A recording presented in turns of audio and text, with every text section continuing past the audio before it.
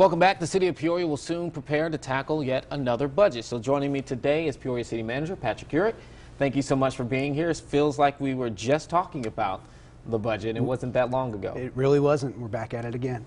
So first off, what are some of the key issues looking ahead to this budget? Last year it was closing in that gap on the multi-million-dollar deficit. Right. What are some of the key issues now that that's been addressed?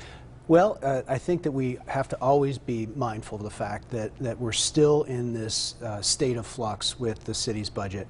As we see population loss, as people are leaving Illinois, as we see our real estate tax base is contracting, as we see the continued disruption in sales tax from internet sales, that all plays a part in our budget. And then we're also on the expense side seeing the really extensive growth in public safety pension costs. So those are really the major factors that are at play in our budget. So the council has just got a new council has been seated, and so last month I went to the council and I presented to them a proposed plan and timeline on the budget where we would hold a policy session and a planning session with them to really define what are the outcomes that they want to see out of the budget. What are those areas of focus? Is it public safety? Is it transportation and infrastructure? Is it environmental health? Is it good government? Looking at all of those different areas where we spend our dollars. We spend $200 million as the city every year on our budget, and then really starting to prioritize that.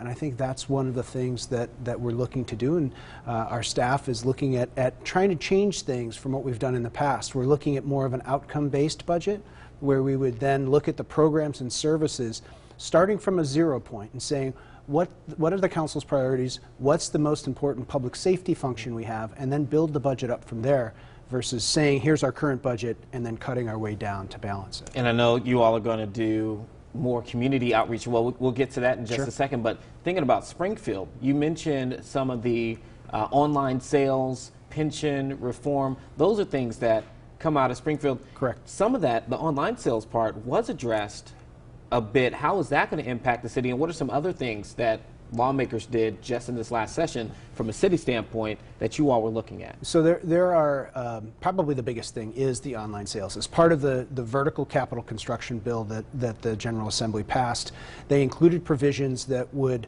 eventually extend local sales taxes onto online purchases. It basically levels the playing field between brick and mortar retailers that have to charge our local option sales taxes that the county, the school district, and the city have passed.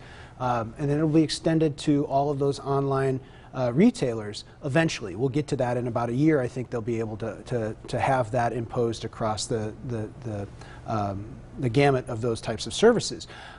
In addition, they've also increased the motor fuel tax to address all of our roads. Everyone knows that we've spent the last really 5 months just fixing potholes that we had from the winter season.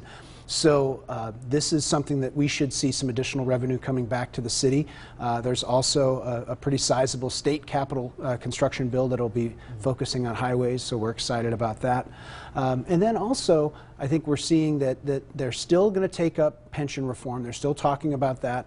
But even with the recreational marijuana bill that was passed, there is the opportunity for some local revenue that can be generated from that as well. And I know we've run out of time here now, but we'll make sure, because you got community, that you're trying to get the community into that budget. Could you say that really quickly? What Very quickly, we are going to have our budget challenge again, which is an online tool that we're going to use. We're going to use the same platform that we had public input through our riverfront park planning efforts. We're going to be using that. And then we're going to have a series of budget meetings where we're going to get out into the community. The mayor has a business committee that he's convening to look at this. So we're going to try and hit a number of different fronts to educate the public about our budget challenges. And before I go, yes or no, do you think, because people have asked, if that fire pension fee will come back now that we have a new board, will come back into the fold of conversation? So the fees that we were proposing to charge for certain services, no.